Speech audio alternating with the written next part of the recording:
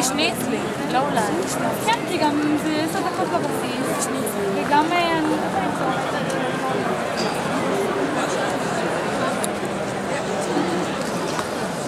סליחה, אני נגמר לך בבית? יאיי! קיבלת תגן היום.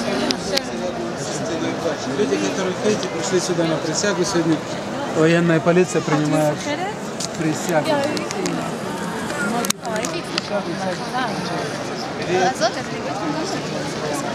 לא! חביבי, נראה? אני איתך, אני לא יודעת. אבל אחריך. Здесь. Теперь о том, что мы с вами здесь делаем. И сначала немного истории. Что такое стена плача? Чтобы эту историю понять, мы с вами должны вернуться в X век до нашей эры.